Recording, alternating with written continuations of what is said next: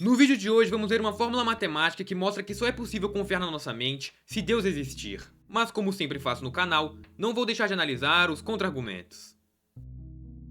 Essa fórmula é estruturada da seguinte forma: P significa probabilidade, ou seja, a chance de algo ser verdadeiro. R significa nossas faculdades cognitivas são confiáveis. Esse palitinho aí significa dado que. N significa naturalismo, que é a crença de que Deus não existe e tudo é só matéria e processos naturais. E significa evolução, que é a teoria de que espécies evoluem ao longo do tempo através de seleção natural. E aquele ezinho diferente ali é só a ligação entre naturalismo e evolução. Mas caso você não goste de fórmulas assim como eu, você pode simplesmente entender que essa sequência de letras é só uma forma elegante de perguntar qual é a chance de nossa mente ser confiável, partindo do ponto de que Deus não existe e tudo surgiu pela evolução. Essa fórmula matemática faz parte de um argumento chamado Argumento Evolucionário contra o Naturalismo, ou para os mais íntimos, EAAN. Tal argumento foi criado e desenvolvido por Alvin Plantinga, que é um dos maiores filósofos do século XX no debate sobre a existência de Deus. Ele começa o EAAN perguntando: se a evolução nos moldou, nossas crenças são de fato verdadeiras ou só funcionam para garantir que a gente viva por mais tempo? Ele mostra que a evolução não seleciona a verdade, ela seleciona comportamentos adaptativos, ou seja, ações que aumentam a sobrevivência e a reprodução de cada organismo. E a partir disso, Plantinga apresenta 4 jeitos diferentes de como crenças poderiam influenciar comportamentos e ajudar na sobrevivência de cada bicho, incluindo nós. A primeira possibilidade é chamada de epifenomenalismo puro. Não se assuste com o nome grande, a ideia é simples. Nesta possibilidade, as crenças são apenas subprodutos da atividade do cérebro. Ou seja, elas aparecem porque o cérebro está funcionando, mas não fazem nada por si mesmas. Por exemplo, imagine uma panela com água fervente. Você acredita que a água está quente, mas o que faz você puxar a mão ao tocar na água é seu sistema nervoso, não sua crença. Podemos ver as crenças aqui como sombras de processos internos. Elas até existem, mas não têm efeito direto no mundo. É como ver a sombra de uma pessoa na parede. A sombra acompanha a pessoa, mas não faz a pessoa andar. Em resumo, o epifenomenalismo puro é a possibilidade de que as crenças não têm função causal. Elas não mudam nada. Só existem como consequência de um cérebro funcionando. A segunda possibilidade é o epifenomenalismo semântico. Nesse cenário, diferentemente do anterior, as crenças podem causar comportamento. Mas mesmo assim, o que importa para a evolução é o comportamento em si, não se a crença é verdadeira ou falsa. Um exemplo simples é o comportamento de alguns animais em resposta a ameaças. Um coelho foge rapidamente de qualquer sombra grande achando que é um predador. Na maioria das vezes, é um alarme falso, mas a ação acaba que ajuda a proteger a sobrevivência de sua espécie. Então, mesmo que alguns seres tenham crenças falsas, a evolução poderia preservá-las simplesmente porque estão sendo suficientes para a reprodução e sobrevivência da espécie. A verdade é que não faz diferença. A terceira possibilidade é a causalidade semântica sem relevância adaptativa. Nesse caso, a verdade da crença poderia influenciar o comportamento, mas a seleção natural não escolheria especificamente crenças verdadeiras. Por exemplo, imagine um animal que aprende corretamente que uma fruta é venenosa e por isso evita comê-la, e ele sobrevive. Porém, outro animal pode desenvolver uma crença errada, que faz com que ele evite a mesma fruta, e ele também vai sobreviver. Ou seja, embora uma crença verdadeira ajude, ela não é necessária. Muitas crenças falsas ainda podem gerar comportamento que ajude na sobrevivência de uma espécie. Em resumo, essa possibilidade diz que apesar de algumas crenças verdadeiras ajudarem na sobrevivência, o processo evolutivo preserva as crenças não por serem verdadeiras, mas sim pelos comportamentos que elas geram. A quarta e última possibilidade é a causalidade semântica relevante. Aqui as crenças verdadeiras realmente aumentam as chances de sobrevivência, porque ações baseadas na verdade funcionam melhor. Ora, se eu sei de fato onde tem água, eu tenho vantagem. Se eu compreendo corretamente os ciclos das estações, eu planto e colho com mais eficiência.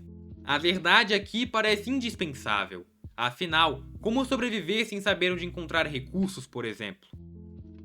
Logo, a evolução tenderia a selecionar organismos com poder de raciocínio voltados para a verdade, já que conhecer o mundo corretamente aumentaria as chances de sobrevivência.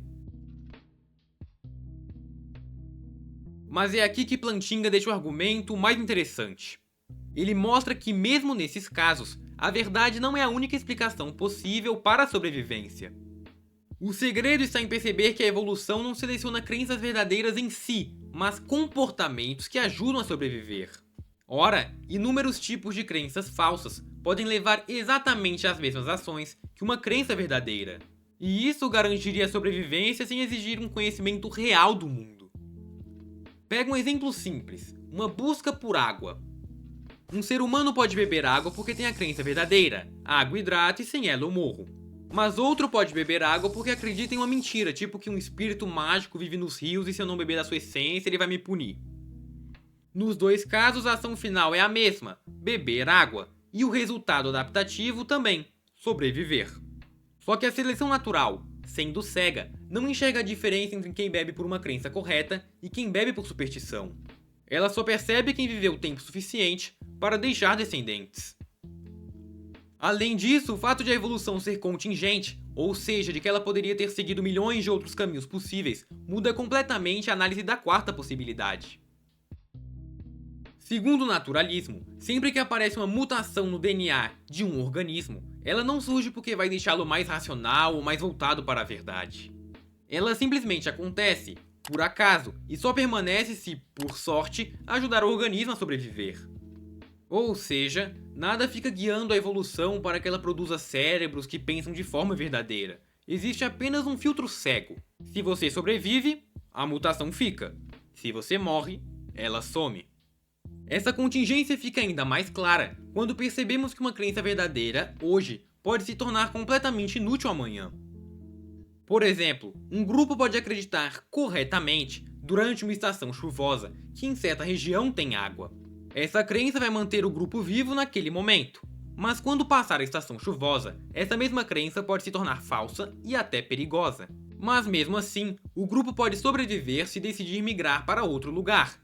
Agora, se essa decisão veio por meio da verdade ou por superstição, realmente não importa. Além de que a história evolutiva é cheia de acidentes. Muitas espécies sobreviveram não porque possuíam crenças verdadeiras, mas por pura sorte ou por adaptações que funcionam apenas em certos contextos extremamente específicos.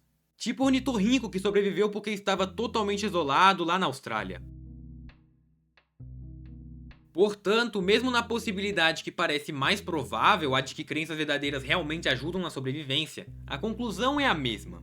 Não existe nenhuma garantia de que a seleção natural produza mentes confiáveis. Para cada crença verdadeira que gera um comportamento útil, existem inúmeras crenças falsas que podem gerar exatamente o mesmo comportamento. Depois de analisar as 4 possibilidades de como crenças influenciam o comportamento, Plantinga chegou à conclusão de que se aceitarmos que o naturalismo é verdadeiro e que a evolução moldou nosso poder de raciocínio, não há motivos plausíveis para confiar que nossas crenças sejam confiáveis. Logo, voltando para a formulazinha, a probabilidade de nossas faculdades cognitivas serem confiáveis, dado que N, naturalismo, e E, evolução, são verdadeiras, é baixa ou impossível de saber. E a partir disso, Plantinga apresenta o que ele chama de derrotador epistemológico. Epistemológico vem de epistemologia, que é o estudo de quando nossas crenças são confiáveis ou não. Então, se nossas faculdades cognitivas, que é nossa mente, nosso raciocínio, nossa capacidade de formar crenças, não tem garantia de confiabilidade dentro da junção entre naturalismo e evolução, qualquer crença formada por essas faculdades cognitivas perde força, inclusive a própria crença no naturalismo. Em outras palavras, se a evolução moldou nossas mentes apenas para gerar comportamentos úteis e não para formar crenças verdadeiras, não há motivo para confiar em nada que acreditamos. Tudo o que pensamos de fatos científicos a princípios morais podem ser falsos, não porque estamos errando, mas porque a própria base que usamos para formar crenças não garante a verdade. Vale também mencionar a carta de Darwin a William Graham, escrita em 13 de julho de 1881. Nesta carta ele escreveu: "Mas, para mim, sempre surge a terrível dúvida de se as convicções da mente humana, desenvolvidas a partir da mente dos animais inferiores, têm algum valor ou são de alguma forma confiáveis. Alguém confiaria nas convicções da mente de um macaco, se é que existem convicções em tal mente?" Bom, Para Plantinga, o argumento não é uma prova absoluta da existência de Deus, mas um cálculo de probabilidades. Em Ciência, Religião e Naturalismo, ele escreve: se minhas faculdades cognitivas são produto apenas do acaso e da evolução, não há razão para confiar que qualquer uma de minhas crenças seja verdadeira, inclusive a crença de que o naturalismo é verdadeiro. Para ele, isso cria duas consequências. Ou não podemos confiar em nenhuma crença, porque a própria ferramenta que usamos para pensar evoluiu apenas para sobreviver e não para conhecer a verdade, ou nossas faculdades cognitivas são de fato confiáveis. Só que se aceitarmos isso, então a evolução não poderia ser completamente cega. Ela teria que, de algum modo, ser guiada para que nossas mentes sejam capazes de descobrir a verdade, o que, consequentemente, apontaria para a existência de um ser inteligente.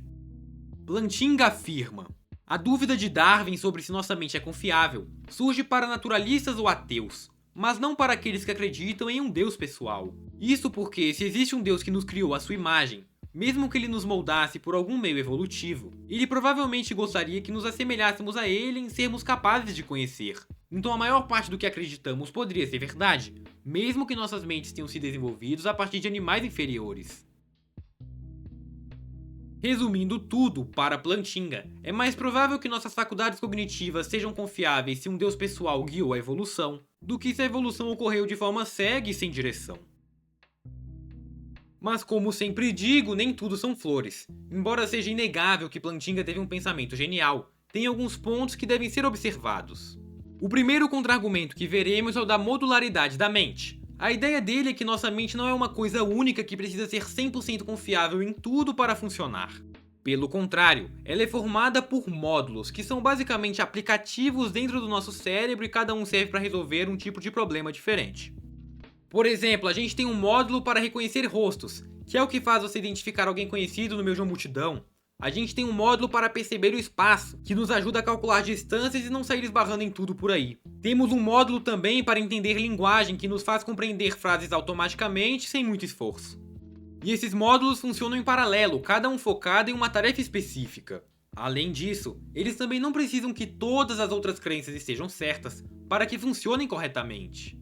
Jerry Fodor, em A Modularidade da Mente, mostrou que alguns processos mentais são praticamente automáticos e bastante confiáveis. Um exemplo é a visão. Imagine que uma bola vem na sua direção. Você não pensa se aquilo é uma bola de verdade ou uma ilusão e nem calcula cada detalhe conscientemente. O módulo da percepção visual detecta automaticamente a distância, a velocidade e a trajetória da bola, e seu corpo reage praticamente sozinho. Agora pense, se esse módulo fosse impreciso ou exigisse raciocínio consciente, você poderia se machucar ou falhar em uma ação essencial. Então a evolução teria ótimos motivos para preservar esse módulo de forma confiável. Ora, se esse módulo não fosse confiável, talvez nem estaríamos aqui. Além de que esse módulo funciona independentemente de outras crenças. Mesmo que você acredite em algo absurdamente errado em outro módulo, a percepção visual vai continuar funcionando corretamente e de forma confiável. Isso significa que mesmo que outros módulos da mente, como os que lidam com abstrações filosóficas ou crenças religiosas, possam gerar ilusões ou erros, isso não compromete a confiabilidade dos módulos essenciais. Então, para este contra-argumento, Plantinga de fato acerta em lembrar que a evolução não tem compromisso direto com a verdade, mas erra ao concluir que não podemos confiar em nenhuma crença. A modularidade prova que alguns módulos foram justamente moldados para serem confiáveis, porque se eles não fossem assim, provavelmente nem existiríamos agora. Em resumo, essa objeção nos mostra que nossa mente pode ser, pelo menos, parcialmente confiável. Alguns módulos são quase sempre certos, como a visão e a percepção de espaço, pois sem eles, a própria sobrevivência, que é o objetivo da seleção natural, seria impossível. Já outros módulos, sim, de fato eles são falhos, como crenças culturais ou abstrações filosóficas. Mas dizer que se o naturalismo for verdadeiro, não podemos confiar em nenhuma crença, é um grande exagero. Ou seja, você até pode acreditar falsamente que um espírito protege a floresta, mas ao mesmo tempo, o seu módulo visual garante de forma confiável que você não saia tropeçando por aí. Ou seja, crenças falsas até podem existir, mas isso não apaga a confiabilidade dos módulos essenciais. Plantinga, sobre isso, provavelmente responderia que a modularidade até explica como certos módulos básicos podem ser confiáveis o bastante para a sobrevivência. Mas para ele isso não resolve o problema central. A ciência, a filosofia e até a moral não dependem apenas desses módulos básicos, e sim de faculdades mais abstratas, como o raciocínio lógico, a dedução matemática e a análise crítica. Então, pelo menos quando se trata das faculdades superiores, não há motivos no naturalismo para que achemos que elas sejam voltadas para a verdade. Em outras palavras, a modularidade poderia explicar como sobrevivemos e até porque algumas crenças práticas funcionam, mas ela não explica por que deveríamos confiar nas nossas crenças mais profundas, como a crença no próprio naturalismo. Bom, agora particularmente falando, a ideia de Plantinga é muito boa. O problema é que ele exagerou muito ao dizer que 100% das crenças não seriam confiáveis se o naturalismo for verdadeiro, e acabou que isso desvalorizou um pouco seu argumento. Mas não vou parar por aqui. Vamos agora ver o contra-argumento mais forte que desafia o pensamento de Plantinga. Plantinga insiste que, sob naturalismo e evolução, não temos uma base sólida para confiar em nada que vem da nossa mente, mas no contra-argumento anterior, vimos que isso é exagero. Porém, não precisamos desvalidar todo o seu argumento só por isso. É mais benéfico para o debate que ataquemos seu argumento como se ele tivesse afirmado que não podemos confiar, pelo menos, em nossos módulos superiores: ciência, filosofia e moral. Assim o debate fica mais interessante e honesto. Bom, primeiro é importante saber que ciência, filosofia e moral não são partes separadas da mente, como os aplicativos que vimos no contra-argumento anterior. Vamos agora ver então como que cada uma dessas áreas se desenvolveu e por que poderíamos confiar nelas. Sobre a ciência, ora, não faz sentido pensar que um organismo conseguiria sobreviver se ele estivesse constantemente enganado sobre o mundo físico. Se nossos cérebros criassem apenas ilusões, nós acabaríamos caindo em buracos, comendo frutas venenosas ou subestimando predadores. É claro que podemos agir de forma correta, baseada em motivos errados, como fugir de um raio acreditando que Zeus está bravo, mas nem sempre um porquê falso sustenta a sobrevivência. Se nós acreditássemos que algum de nós se curou porque entrou em um rio imundo, iríamos começar a entrar neste rio e provavelmente morreríamos. Então, pelo menos a longo prazo, apenas crenças que correspondam à realidade poderiam sustentar uma espécie. E é aqui que a filósofa da mente Patricia Churchland resume tudo isso em uma frase bem curta: a verdade importa porque o erro mata. Então, mesmo que a evolução não premie a verdade em si, ela premia aqueles que conseguem, corretamente, perceber distâncias, reconhecer padrões e antecipar consequências. Logo, a ciência, nesse caso, poderia ser vista como uma extensão desse processo. Ela pega capacidades cognitivas já razoavelmente confiáveis, como perceber o que causa cada coisa ou identificar padrões, e cria métodos que forçam a correção de erros, o que, consequentemente, aumenta a chance da sobrevivência de uma espécie. Então há ótimos motivos para que a evolução preserve crenças que se alinhem à realidade. Simples assim. Sobre a filosofia, a ideia é a mesma. Quando nossos ancestrais começaram a fazer perguntas filosóficas, mesmo as mais simples como por que o sol nasce todo dia ou o que acontece depois da morte, eles estavam usando as mesmas capacidades mentais que usavam para reconhecer padrões ou identificar causas. John Dewey argumentava que o pensamento reflexível surge justamente para lidar com problemas. Ele afirma que se esse raciocínio fosse pouco confiável, nossos ancestrais teriam tomado decisões que colocariam toda a tribo deles em risco. Por exemplo, um grupo que acreditasse que não precisava guardar comida porque a floresta sempre dá mais amanhã, acabaria passando fome durante o inverno. Já os que conseguiam imaginar cenários futuros, como prever épocas de escassez, tinham muito mais chance de prosperar. Portanto, novamente, a evolução teria fortes motivos para preservar uma mente que, pelo menos na média, nos permite ter percepções confiáveis sobre o mundo, mesmo nos níveis mais abstratos. Logo, a filosofia não é um acidente inútil. Ela aproveita e desenvolve as capacidades cognitivas já confiáveis, nos permitindo organizar ideias, eliminar contradições e construir explicações que aumentam nossas chances de agir de forma coerente, que, consequentemente, ajudam na preservação da nossa espécie. A moralidade funciona de forma parecida. Michael Rosen, levando Darwin a sério, diz que a moral tem raízes evolutivas, mas isso não significa que ela é completamente aleatória. Ora, grupos que desenvolveram regras básicas de cooperação, confiança e justiça tiveram mais chance de prosperar. Por exemplo, se uma comunidade acredita que roubar é errado, isso ajuda todos a conviverem melhor. Não tem segredo. Em resumo, esse contra-argumento propõe que Plantinga se equivoca ao supor que ciência, filosofia e moral dependem de módulos da mente que não foram forçados pela evolução a serem confiáveis. Mas como vimos, esses domínios, na verdade, são extensões das habilidades básicas confiáveis. E não bastando isso, elas ainda passam por mecanismos externos de correção, como o debate filosófico, o método científico ou a seleção social, que seria uma espécie de moral, tipo os macacos que expulsam os outros que não querem compartilhar comida. Daniel Dennett, em A Perigosa Ideia de Darwin, escreve: a evolução pode não se importar com a verdade, mas cria criaturas que precisam lidar com ela constantemente para não desaparecerem. Ou seja, mesmo que a evolução não garanta verdades absolutas, ela produziu uma base estável o suficiente para que habilidades mais complexas como ciência, filosofia e moral se desenvolvessem de forma confiável. Mas este contra-argumento, embora forte, para muitos, não foi suficiente. Plantinga reconhece que o naturalista tem uma boa resposta quando diz que muitas crenças falsas levariam à morte e por isso seriam eliminadas. Mas ele não deixa o debate morrer aí. Diante do argumento da ciência, ele responde que mesmo que possamos confiar no nosso conhecimento sobre as coisas básicas do mundo, isso não garante que sejamos bons em compreender coisas complexas.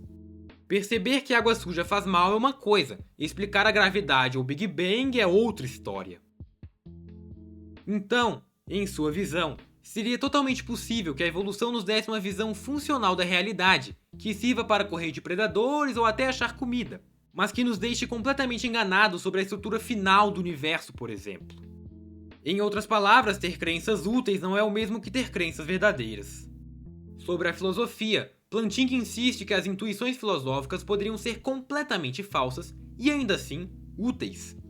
Por exemplo, a crença no livre-arbítrio pode ser uma ilusão evolutiva que serve para manter a ordem social, garantindo que as pessoas sejam punidas e recompensadas, o que ajuda na sobrevivência do grupo. Mas isso não nos diz se o livre-arbítrio realmente existe, apenas que acreditar nele é útil. Sobre a moral, ele é um pouco mais firme. Plantinga argumenta que se o naturalismo e a evolução forem verdadeiros, nossas crenças morais não têm força epistêmica, ou seja, não temos motivos para pensar que elas dizem algo verdadeiro sobre o que é certo ou errado. Ora, se tudo o que chamamos de bem e mal foi moldado apenas para nos manter vivos, então qualquer crença moral pode ser trocada se outro conjunto de crenças aumentar ainda mais nossa chance de sobrevivência. Logo, se nossas crenças morais foram escolhidas só porque eram úteis, não temos base alguma para acreditar que elas correspondam a algo como o bem em si ou o mal em si. Por exemplo, acreditar que dizer a verdade é bom fortalece relações sociais, mas em situações de guerra, por exemplo, mentir pode garantir que um grupo sobreviva. Ou seja, a mesma faculdade moral que hoje nos diz que mentir é errado, poderia, em outro cenário evolutivo, ter sido moldada para nos fazer sentir que mentir é certo. O ponto é, se nossas intuições morais poderiam ser completamente diferentes em outros cenários evolutivos, não temos por que pensar que as atuais crenças morais são mais verdadeiras do que seriam essas outras alternativas. Por exemplo, se a gente tivesse evoluído de forma um pouco diferente, poderíamos ser como esse macaquinho aí na sua tela, os langures.